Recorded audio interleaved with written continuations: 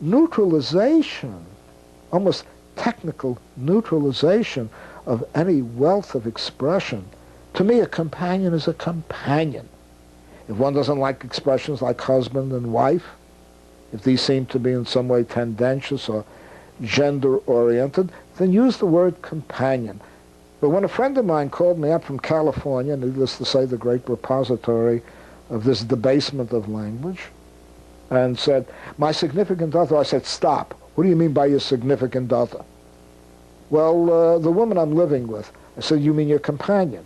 He said, yeah, my companion. I said, use the word companion. It's rich. It has meaning. My significant other sounds like a technical term. You know? It is, in fact, almost a technical term, my significant other. What a way to talk. Could Shakespeare now have written any of his sonnets? Could we enjoy them with the kind of language we're creating in the name of a so-called political correctness? That's nonsense. Utter nonsense. Are we to discard Othello because Othello was, in fact, a person of color? Are we to, and therefore can be regarded as having been ethnicized, so to speak? I'm shocked. Is Aristotle worthless because he lived in a slave society, and that was not exclusively a slave society, and a patriarchal society, for all the wisdom that he created, as though the world in which he lived generally, not only in Greece, but throughout the whole Mediterranean, wasn't a patriarchal society, didn't have slavery. We have to put things in the historical context in which they belong and see what is unique about them, what is remarkable about them, how they've gone beyond, in many ways transcended the limiting circumstances of their time, and also the extent to which they can still nourish us. Are we going to take the whole corpus, I insist, of Shakespeare's poetry and throw it out because he doesn't have politically correct language? And does politically correct language really mean that you're going to be politically correct? The worst scoundrels I've ever seen on television in talk shows, who I know to be extreme reactionaries, who I know, frankly, or I strongly suspect are racist, will use the word African American. They'll use politically correct language which totally masks what are basically reactionary views. Consider, for example, the Christian right. What's the name of that chap who has this American Christian network, this Christian radio network? I forgot his name again. He's got that benign face. He ran for president. Oh, Pat Robertson. Pat Robertson is always talking to an African American who's always, feeding in to Robertson's reactionary ideologies. He's always certain to have the whole color spectrum before him of different ethnic groups, where associating and interacting in a seemingly cordial and egalitarian manner is really concealing through politically correct language, through politically correct associations, and so on and so forth, extremely reactionary, politically reactionary views. And I find that this language masquerade, the semantic masquerade that is now appearing under the name of political correctness, is, if anything, highly deceptive. You're not politically correct because you use politically correct language. The name of the Nazi party was the National Socialist German Workers' Party. I couldn't think of, except for the word national, I couldn't think of one word that in the 30s would have seemed objectionable to any revolutionary. And Hitler called the ascendancy to power of the Nazis a revolution. A revolution. See? And where could you find more politically correct language when it came to such designations? And yet we know that this man was a killer, and a reactionary killer of the worst kind.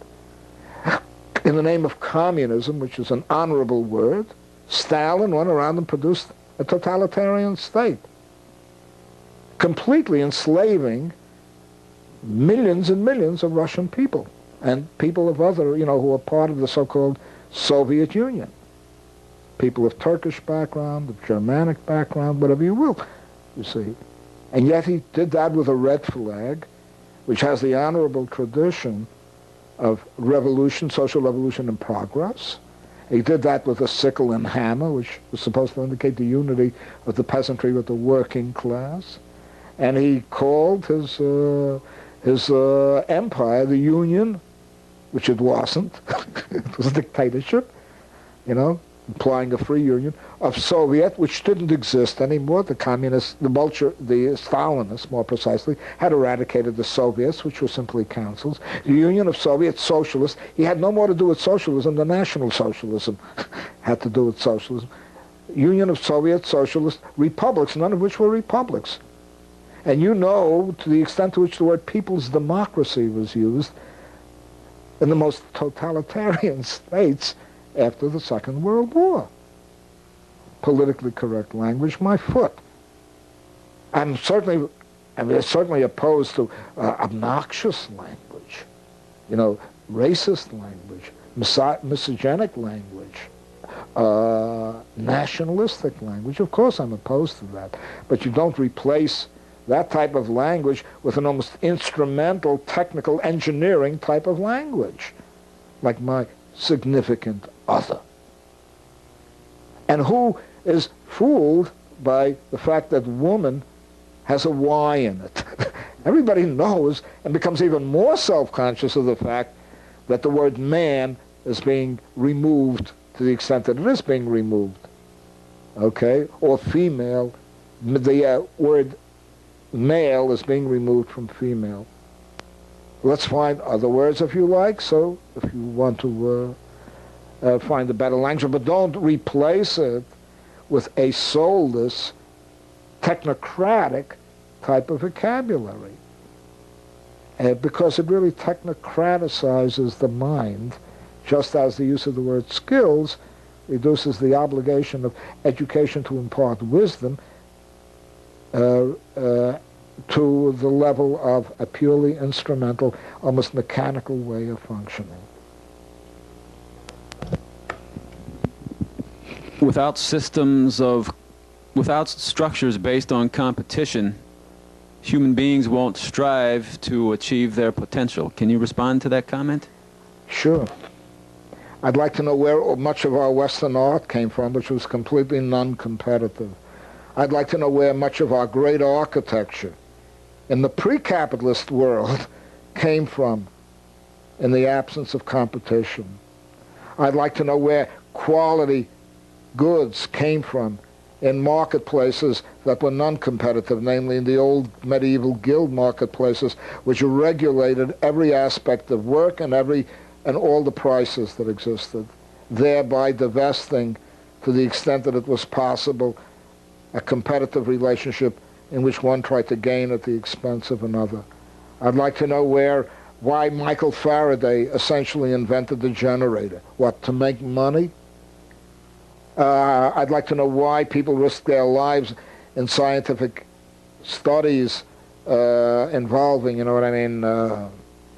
exploration, involving even, in some cases, missionary activities without competition. I regard that as nonsense. What competition has largely done has fostered a degree of, how shall I put it, synthetic substitutes for the organic world.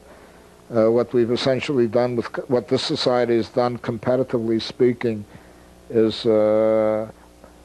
moved with a dynamism almost so dazzling and at times so mentally and psychologically paralyzing that it threatens the integrity of the entire planet and the ecological integrity of the entire planet, and leads to growth for its own sake without regard to human needs, whatever. I beg to disagree. By the way, many societies have not been interested so much in growth as in elaboration of aesthetically, spiritually, intellectually desirable phenomena. For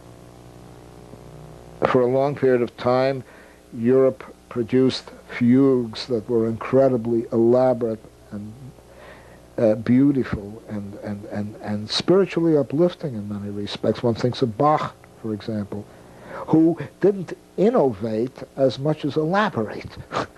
You see, the fugue was known a long time ago, and yet we are still dazzled to this day by fugues that Bach composed centuries ago, 2 centuries ago or so, more than so.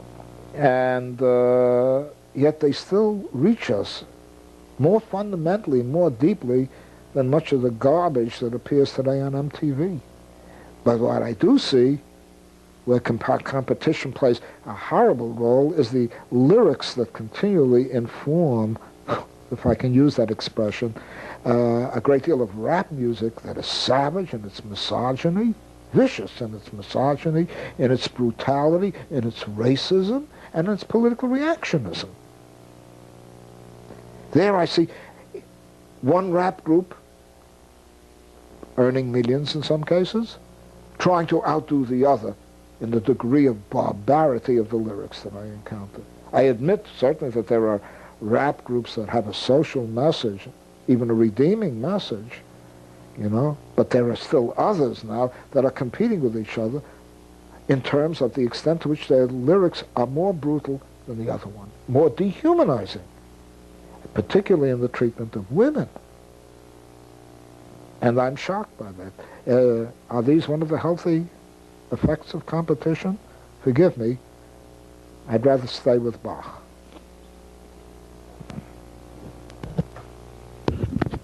During the Spanish Revolution, some of the villages were organized without using money as a means of transfer.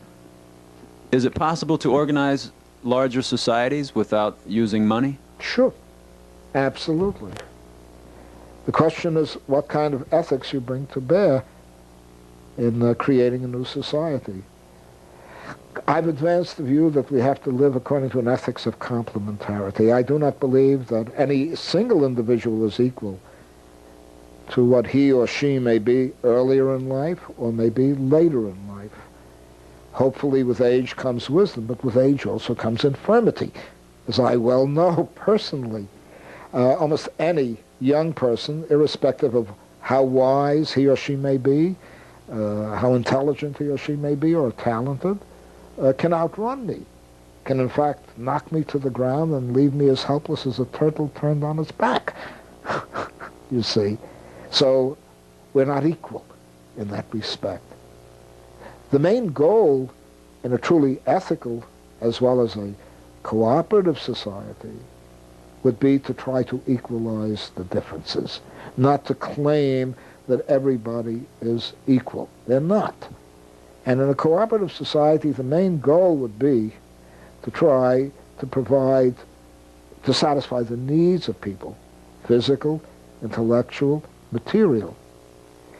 Now, money has no place in this kind of ethics.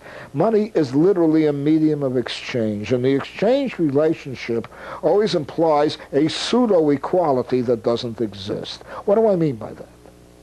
I mean, I'm as good as what I can pay for. I will get only what I can deliver in the way of cash. Not what I need, but what resources I have. And money is thereby merely a medium for preserving basic inequalities rather than compensating for them. Money is the way in which I facilitate an exchange relationship. An exchange relationship is a quid pro quo relationship.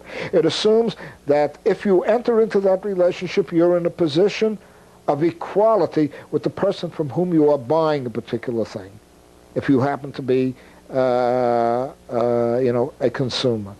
And I find that that kind of relationship is extremely reactionary. It goes according to the bourgeois notion of justice. You know, justice is blind, but justice holds a scale. And the scale has to balance. Well, I don't know how you can balance the fact that I would be like a turtle on its back if I were knocked down by someone who's 12 years old. How can you balance that out? You can't. It must be assumed that from a physical point of view, I am not the equal of a 12-year-old child or a 15-year-old adolescent or an 18-year-old youth.